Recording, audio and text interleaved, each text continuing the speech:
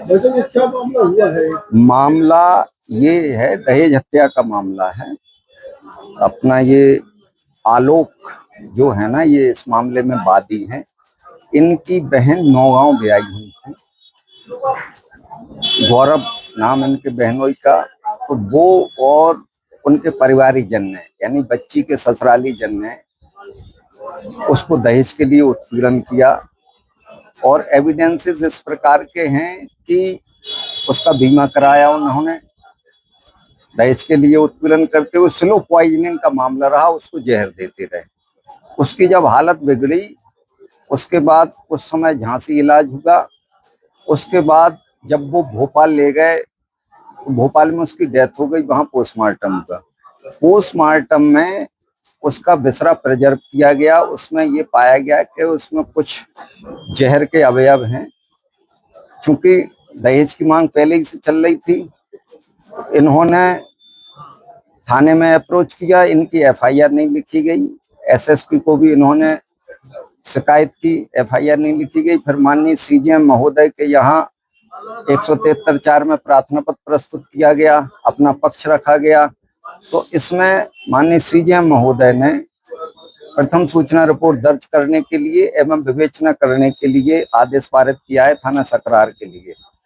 तो इन्हें अभी आंशिक न्याय मिला है। इसमें मुल्जिमान गिरफ्तार होकर जब सजा पाएंगे तो इनको पूर्ण न्याय मिल पाएगा।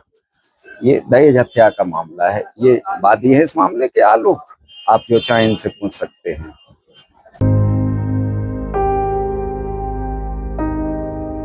हमारा नाम आलोक कुमार है। हम जाबन सकरार के रहने वाले हैं। क्या विषय है? हमारी बहन की शादी हमने 2 साल पहले नौगांव छतरपुर में गौरव याग ने और डेनिस से की थी। और शादी से वो लोग प्रताड़ित करने लगे, परेशान करने लगे, दहेज की मांग करने लगे कि एक बुलेट मोटरसाइकिल और 2 लाख रुपए नगद हमें दिए जाएं, और अगर नहीं दोगे तो तुम्हारी बहन का हम बीमा करा लेंगे। उसकी बहन ने कहा कि अगर तुम लोग पैसे नहीं दे रहे तो हम उनका बीमा कराएंगे।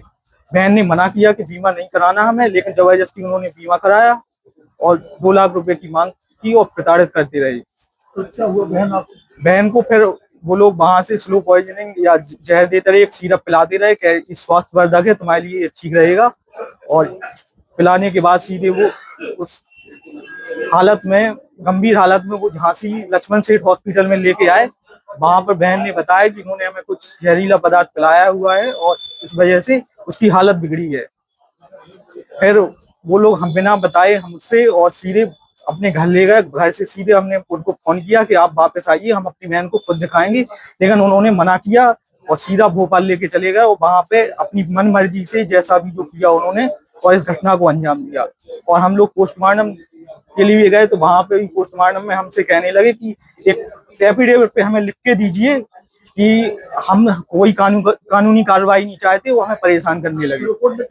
अभी हमारी कहीं पे हमने सकरार थाने में प्रार्थना पत्र दिया, एसएसपी को दिया, सर को भी दिया था, तो वहां से भी कोई कार्रवाई नहीं हुई। फिर हम वकील साहब के पास आए और वकील साहब ने कार्रवाई सीजीएम महोदय से करवानी, न्यायालय से करवानी, आदेश हुआ एफआईआर का।